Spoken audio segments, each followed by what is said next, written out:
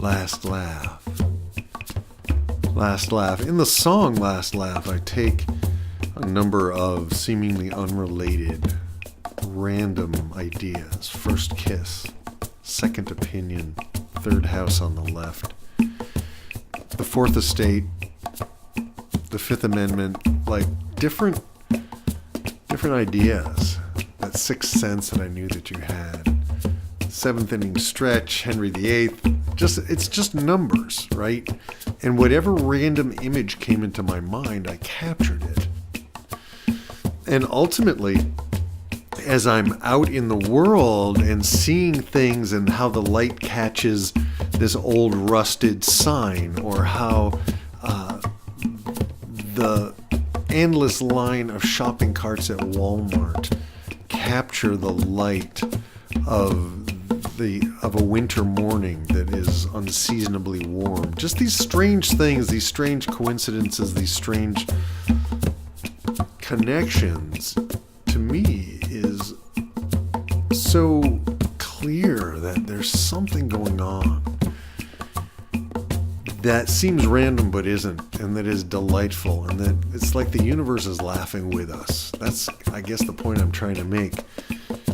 And that every situation in your life, no matter how dire, no matter how upsetting or how challenging or how much it feels like failure or feels like loneliness, or, just the many relationships not working out, and just you want something to work, a career that never quite took off. I have been writing songs since 1976. And that's over 45 years. Right? It's almost half a century of writing songs and not being able to find a way to get them out. First, it was me holding myself back, my shyness, my performance anxiety, stage fright, my self-criticalness, my self-sabotage, all the things that were stopping me, or at least that I thought were stopping me. And my health, I had very little energy. I had kind of like a chronic fatigue syndrome. All these different things that seemed to be stopping me. And then at age 24, I got my girlfriend pregnant. And so I ended up getting married and having 3 kids. And that to me was, again, like, I'm trying to get my music out. And these things keep getting in my way, right? But the last laugh is that having children caused me to write kids songs, which enabled me to actually begin to make a living for the first time in my 30s as a full-time professional musician, right? So the things that seemed like they stopped me, the things that seemed like failures, the things that seemed like the ultimate frustration. At one point, I had paid to record an album, and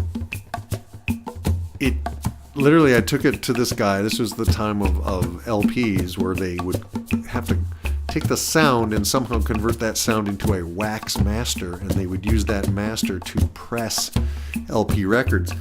And I took my master tape to these guys, and they ended up going out of business, and they kept my money. So, that was a failure. This failure, that failure, on and on and on. It never seemed to stop. And every step of the way, I got depressed and discouraged.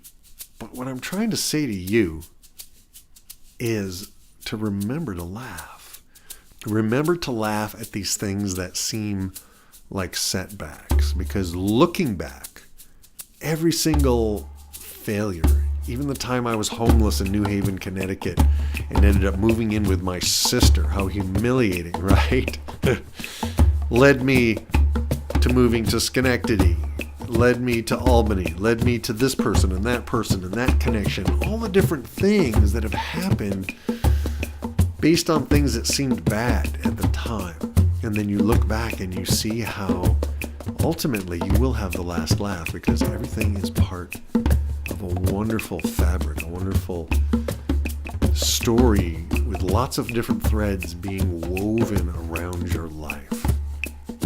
So today I'm going to ask you to look around in your life, look at your past, look look at your future with a sense of humor and to actually consider that it's all perfect. To consider that ultimately you, my friend, will have the last laugh. In delight, at your own expense, on your deathbed, looking back at a life that was so full and that went in directions you didn't expect, that surprised you with joy in many, many ways that you never could have anticipated when you were in high school or when you had that big dream as a little kid to be this or that or the other thing. Go out to the last 10 minutes of your life and turn and look back and see a life that was so rich, so abundant, so wonderful, so perfect in the fact that it was a practice. It was an art form that you never master, because there's always some unexpected new turn, something you didn't anticipate that causes you to go deep, to build skills, to challenge yourself, to expand your thoughts, your mind, your horizon, your experiences, to expand and flip your interpretation of things all the time, as a discipline, as a practice, to have the last laugh. Not at yourself, no, but with yourself. Have the last laugh with yourself. The more you can laugh and enjoy these things that we call failures, these things that we call setbacks, these things that we call hard luck, these things that we call attacks even, these things, whatever it is, what if, that is inevitably leading you to something even more exhilaratingly wonderful than you can possibly imagine. So just hold that with you, take that with you, and enjoy. Let the song "The Last Laugh" get stuck in your head. Let that refrain remind you as you go through your day, through your week, through your life, to have a sense of humor about yourself. Because when we take ourselves too seriously, and I'm the one that does that all the time, I often take myself way too seriously, to remember to have that last laugh. The last laugh, not at our expense,